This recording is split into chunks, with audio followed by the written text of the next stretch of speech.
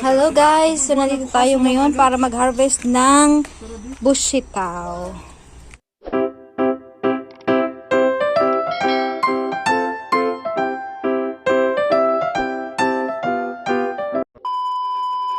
So ito yung bush sitaw na i-harvest today. Tadaan po kaning mga sara-sara dit para may mahiling ba pagdisila. So ito yung representative from DA dito sa amin sa Minalabak. So ayan, mag-start na lang. May pa-activity po kami sa malit. Pag lunch, diretso na po kudig din. Si sir pa lang dyan, dyan sa bago. Mamanyo po. Inapitan ko lang po kaya din naman pati ko nakachat na para mo naman na maigdi ako. Padali-dali ang buka itong sa malit. Mga kalalakihan guys ang ating taga-harvest today. Kaganda na Pang second, yes, pang second harvest na to guys. Kasi yung unang harvest, kinuha na yung mga pwede na. Ito, pwede na. Sobrang pwede na.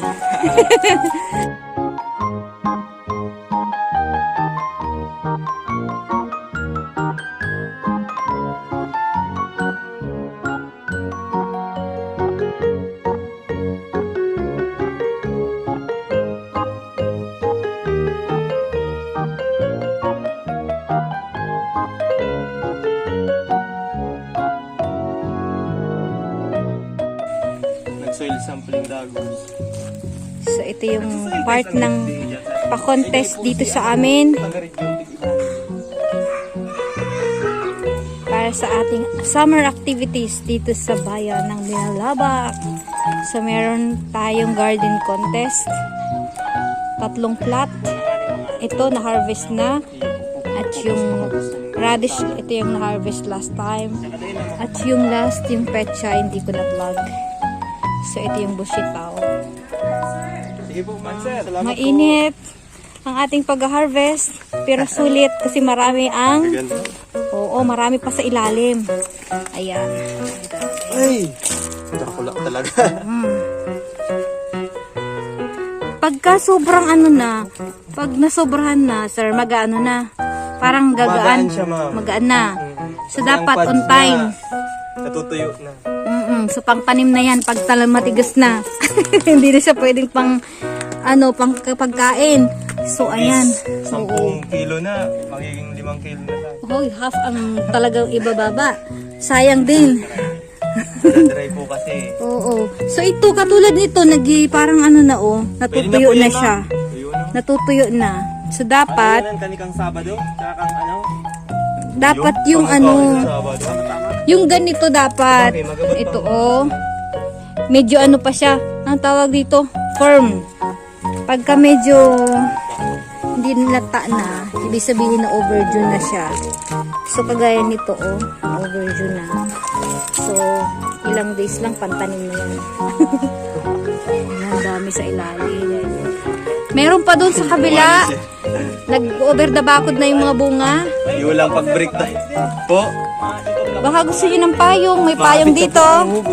So, kukuha tayo ng payong. At tanghaling tapat dito sa atin. So, meron tayong pangmalakas ang payong. Ayan. So, ito sir, gamitin nyo. Sige ma'am, sige. Sayang. Baka na maano tayo. Skin cancer. Wow.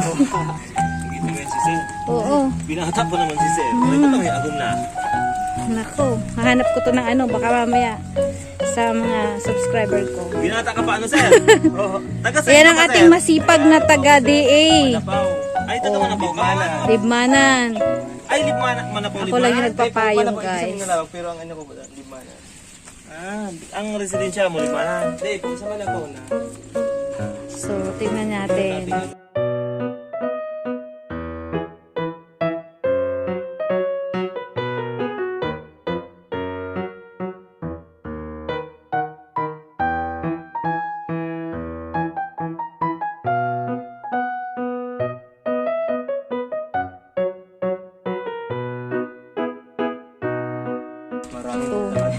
So, kailangan tayong tumulong guys para matapos.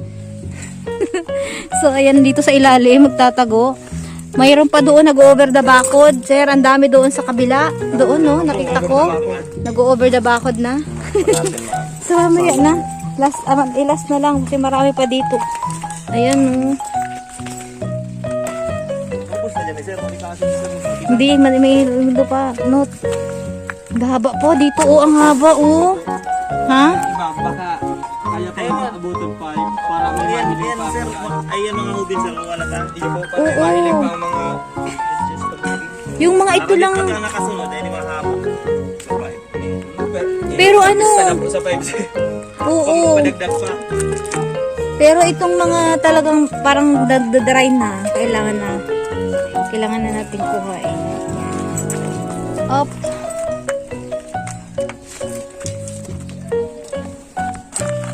So ito, itong matagas-tagas ang iwawalata. Hindi pa pong ano, hubin pa. Ito oh, medyo ano na siya. Para sa 5. Masaba, yan. Bagay ko yan naman lang halos. So meron pa tayo palang pang Kaso lang kurang. Madaliwan mag ano. ang bilis. Halos Ang bilis oh. 3 days na. O, puno na ang aming lagayan. Wow, ayan. Sa dit niya. Kailangan namin isang sako. Empty sacks. Ayan. Plastic bag. Ayan, dami pa niya oh. Diyan ako sa market. Ay, nagpayong. Ikaw tagapayong nak. Ano po? Nak.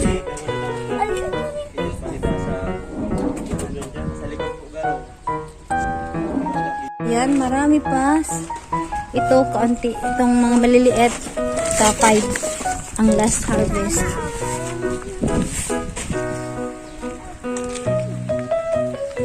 Ayan, no, siguro last sa 5 pa na yan. Ano?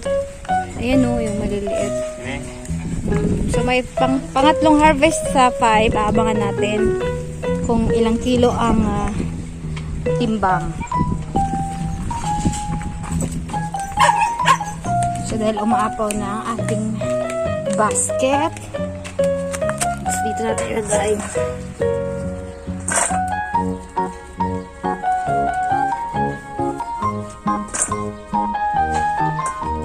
So, anong masarap dito, sir, na pagluto?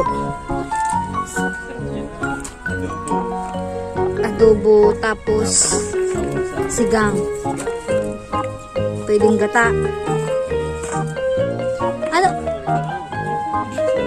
Kasi ang usual na ano talaga yung sitaw. Ito, kumbaga sa ano sa office, gano'n man lang siya. Mabig siya sa ano, Baguio beans. Ah, sa pansit pwede pala to. Ano siya, mayag mo kon. Bako siya argatong. O yan. Tapong pilit. Tagas ang bubak niya. Iba, Pero siya, kung sitaw lang na ano. ordinary. Talagang malambot. Sinabog. Baka depende sa timing ng harvest. Ang ano, sir? Po? Baka depende sa harvest na ano, yung timing. Baka po. Kasi yung pagka masobrahan, Pero baka kahit naman medyo maunat. malit, parang ano talaga oh. Malambot Parang pa rin. malambot talagang ano. Ah. So, pwede to sa pansit. Pwede to. Kasi yung Baguio beans Pwede to, nilalagay sa parang Baguio pansit. beans lang, oo. Ayan o, sa Kanina pansit na, pwede na. May pang pansit na tayo. Ayan, magsawagan mong pansit. O, diba? Masarap to sa mga sigang-sigang. Nilaga, pwede. Ang paano pa lang sila. Ito na. Dahil nag-over the bakod ang bunga, ayan, kinukuha namin yan dyan. Sayang, baka makalimutan.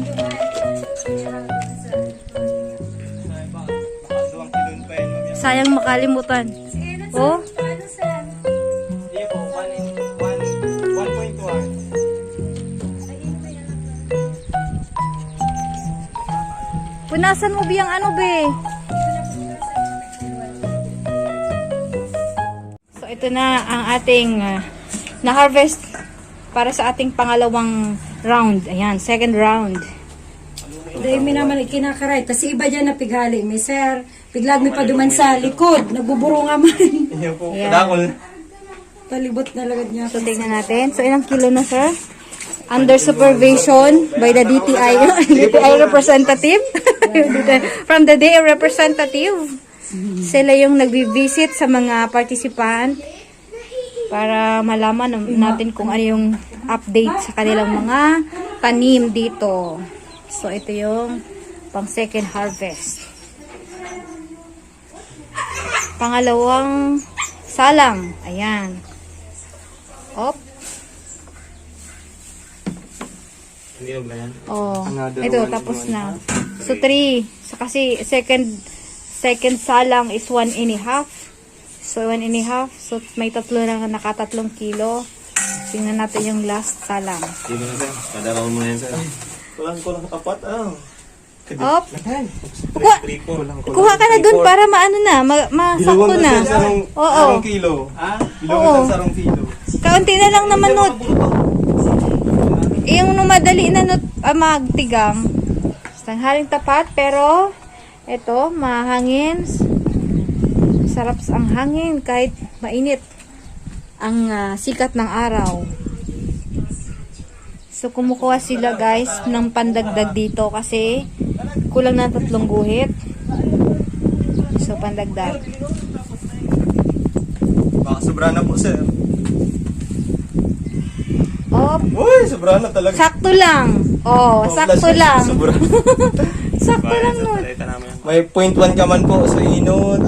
So, umabot ng 4 na kilo at may 3 guhit ang kanilang second harvest. Tara na, magtinda na tayo. 1.4, duwang 1.5, sarong 1.3.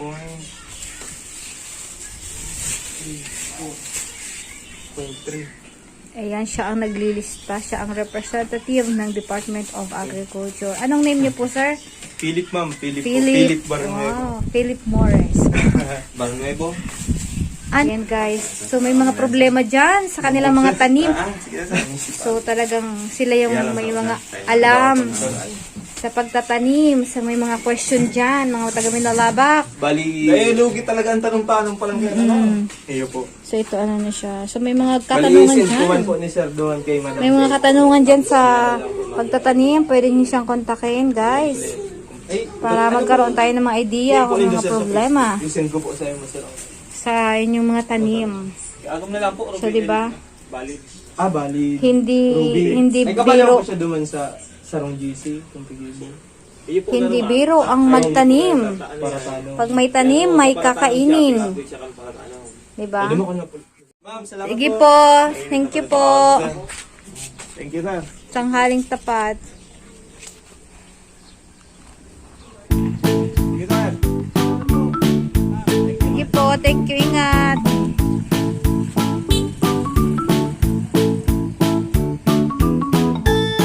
So, and guys, natapos na ang pag-harvest ngayon today. Ayun para sa kanilang second harvest. Sabi niya nga, maganda yung quality ng ganitong bushitaw. Kasi medyo malambot siya. So, na-try nila yun. Niluto nila. So, pwede pala itong pangpansit kasi parang Baguio beans ang texture. Kaya guys, abangan natin yung para sa final judging dito sa kanilang garden contest. Ay sa part of activities ngayong summer dito sa aming bayan ng Minalabak. Buswak Festival. Ayan. Abangan natin yung mga kaganapan na mag-vlog tayo para makita nyo rin. Ayan. Wala tayo makeup kasi nga diba biglaan. So, ayan. Be natural. Sabi nga nila. Ayan. Be natural. Bukas guys, fiesta dito. Kaya happy fiesta sa aming lugar dito sa Minalabak. Okay guys, see you soon on my next vlog. Take care everyone. God bless. Bye.